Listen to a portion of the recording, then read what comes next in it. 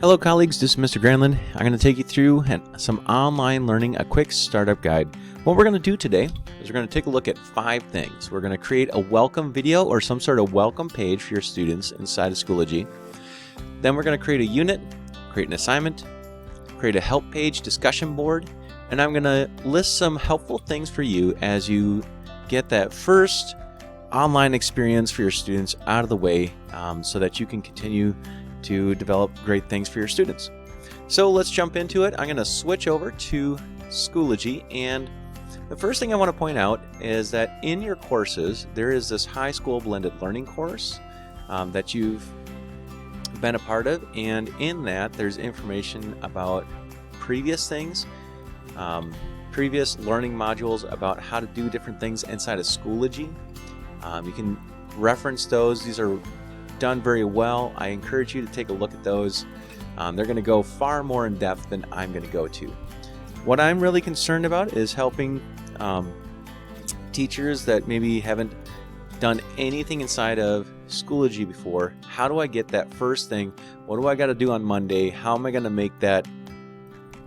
What are the 5 things I have to do to make that work? So let's jump into it. We're going to log into Schoology, and we're going to create not everything like this, but something like this. Okay, I have a welcome video. This just welcomes students to my class, and then I have units and assignments underneath. Now, a welcome video is going to be one of the trickier things to do. What I recommend is that you pop open, if you have your phone handy, that you would download the Schoology app, and you create your welcome video through using the Schoology app. Because inside of Schoology, we're going to click here. We're going to go to add a page. And then inside of that page, and I would recommend that you do this inside of your phone because it has access to your camera, and you can click on this little icon right here, audio video recording, and do a little video audio recording for your students, just saying hey, your name, introducing them to the class, letting them know that everything's going to be okay and that you're going to create the best experiences possible through this interaction, and reassure them that school is still happening and everything is still safe. Make sure to keep it short. I would say a minute or less. Brevity is your best friend in a welcome video. So once you've done that, you've clicked audio video recording, you're going to post that. Now for me, I did mine through my YouTube page. If you have a YouTube account, that's another way you can go. You can again use your phone and just kind of record a selfie. And I'll show you some supplies that you can get if you're interested to making those videos maybe a little bit easier, especially if we're going to have to do more of them in the future. All right, so item number 2, we're going to take a look at how to create a unit. So in my Schoology class, I have everything pretty well defined. I got everything broken up into units, and I would recommend that for you as well. So at the top, we're going to click on the Add Materials button.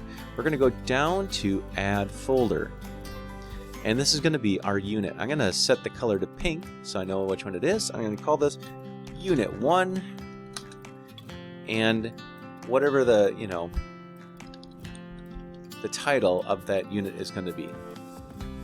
Beginning editing. Okay. A little spell check action. Having a little description in here is going to help in this unit. Students will learn how to make a basic video, or whatever your unit is going to be. And we're going to click Create. Now that's going to go down to the bottom of the list for me right here. So I'm going to click on Unit 1, and we're going to add an assignment together. So once we're inside of Unit 1, we're going to click on Add Materials, and I'm going to go to Add Assignment.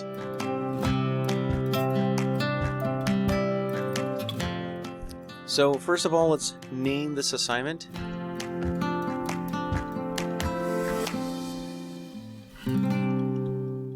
Editing Techniques Worksheet.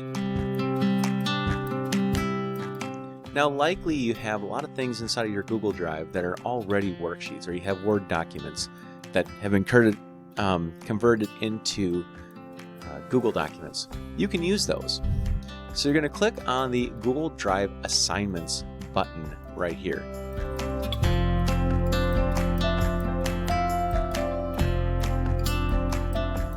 So once we've clicked on the Google Drive Assignments thing, we're going to search for whatever worksheet that we have to work with. Maybe it's something that you just created recently just for this purpose, which is perfect. I know I have a worksheet called 9 Editing Techniques Every Editor Should Know. And now one of the things that I have a problem here with is that I have all kinds of stuff, but I have this one, and I would highly recommend that you do this. At the end I wrote original. That way I know that this is my original project. The original worksheet doesn't have the answers filled in like all these other ones that have been handed in to me. So I'm going to click on the word view here, and that's going to show me what it looks like. Alright, excellent. It has some links in here. I'm going to use those again. Close that. And I highlight it so it's in blue, and I click attach. So now that worksheet is there. I'm going to assign it some point values. I'm going to click and add a due date. I'm going to add a category. Now you probably don't have any categories in here like I do. So just click create new grade category, formative. And you can type these things in if they're not popping up right away. And I'll name it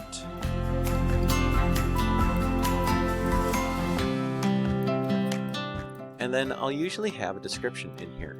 Now in this particular worksheet I want them to watch a video, and that may be something that you want them to do as well, or maybe you want a link to an article that they have to read and then fill out.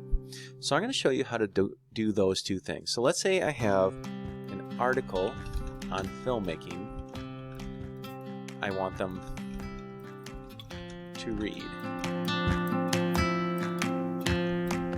I'm going to find my article. So here's my article. I'm going to copy this link, and then I'm going to highlight the text here, click the link icon, and paste that link there. Okay, so when students click on that link, they'll be taken to this article. Now best practice is if you have the article in a PDF form or in a Word document or something like that, that works a lot better. Sometimes students don't have access to all the web pages that we do. But sometimes you just have to put the link in there, let the cards fall where they may. Well, let's say we also have a video that we want them to watch. This is a trick that I really enjoy. So I'm going to find my video. 9 Editing Techniques. So here's the video that I want students to watch while they do their worksheet, or what the worksheet is based off of. So I'm going to click on this word share, and that's going to take me to this screen here, and there's this button called embed, and this is going to generate an embed code that's going to put this video into wherever I paste this code. So I'm going to copy this code, and then I'm going to go back to my assignment. So here's my assignment, and off to the right there's a switch to HTML button in the upper right hand corner. It's really small, it's kind of just 2 dots. If I click that, it turns on and off, and I'm going to hit return, and then I'm going to paste that code that I copied from YouTube. So I just copied this code right here. I don't have to know anything about HTML coding. And what this code does is it brings up that specific video into this assignment. So when students click on this assignment, they're going to see this video in the description here, as well as this. Now this is a Word document. This is what students are going to see. And they're going to have this document that they can type right into. Here's that link that I attached also. And there is your first assignment. Okay, so we have one more thing to go here. We're going to take a look at how to create a help page discussion board. Now this is going to help you and your students communicate with each other so that you can kind of help them troubleshoot, or if something's not working, you can find out what it is and, you know, figure out the next step. That's going to help them. I'm going to get back to my course here. So to create a help discussion board, we're going to click Add Materials. We're going to find Add Discussion here. I like to do a discussion because then it has like all the different things. It kind of becomes a frequently asked question board, and students can look back over the other discussion things. Well, maybe in theory, they can look back over other people's discussions or questions that they've had, and then maybe find an answer to their own problem.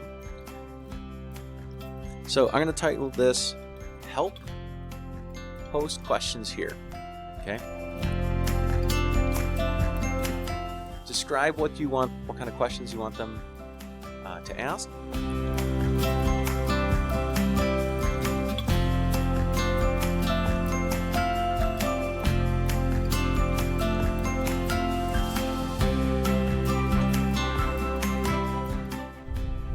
We're not going to enable grading.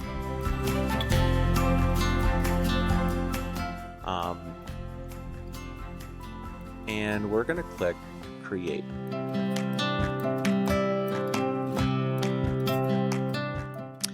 And I just leave this on the front here. Students, I like to keep this up at the top. I'm going to show you from one of my other courses what this help post looks like from an online class I did last trimester. So here's my help post questions here.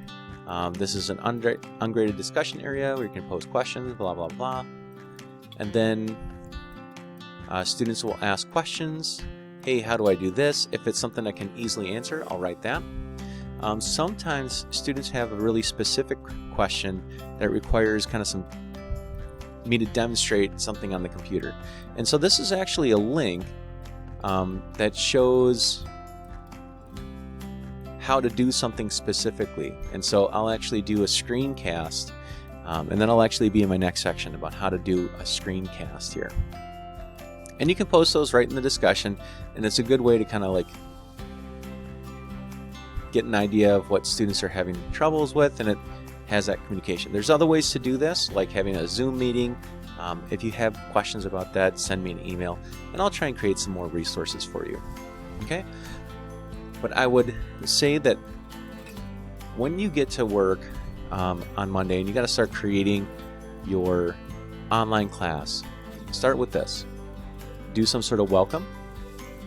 Create a unit, which is just a folder. Create an assignment, and create a help page discussion board. Those are your first 4 things. Now let me show you some things that might be helpful to improving the quality of what we do, and some things that might help. Screencast-o-matic. Okay, this is a resource I am using right now, and you can go here and create a 15-minute free recording. Now it's not going to let me do this because I'm currently using the software and it's going to sense that, but you click Start Free Recording, you launch the free recorder, and then you click the record button. It's just that easy. And then once you're done, you can save your video and upload it to YouTube and post it on your Schoology page, like I showed you in one of the last steps about the assignment. Okay. If you are having trouble with that, send me an email. I'll come over and help you as best as I can. Screencast-o-matic, use it. It's an awesome resource. A couple other things. A microphone and a phone holder and tripod. I'm going to pop open Amazon. Okay, I was looking at toilet paper the other day. They are out as well. Okay, if I type in USB microphone, between $20 and $30, you can spend as much money as you want, really, but you can get a nice high quality microphone, and it's just going to be more clear for your students when they're listening to you when you have a little bit better microphone. I've talked to Josh Anderson about, can we get microphones? What do we have for microphones? I have a few microphones that I can lend out. They're pretty low quality, but getting a good microphone will work. You do have a microphone that is attached to your Elmo recorder, like that little camera thing. You can use those. It'll work just fine.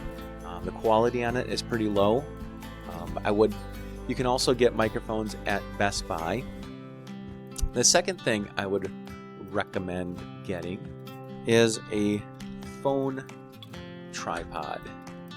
Okay, so there's all kinds of different doodads and whatnots to get, but your phone is going to become a great resource for you to use, whether it's creating videos or demonstrations or pictures, especially when you get that app, the Schoology app.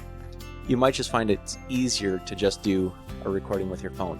Having a tool like a tripod to hold your phone is going to be indispensable when doing this. You know, for $13 you get something that'll set up on your desk and record you. Awesome. If you want something a little bit more sophisticated with the beauty light and everything, here you go. This might be for you, $30. Okay. Between this tool and a microphone, you're going to be able to do a lot of different things. If you have other questions, you want me to go more in depth, send me an email and I'll do the best that I can. Good luck trying to set everything up, and I'll see you on Monday.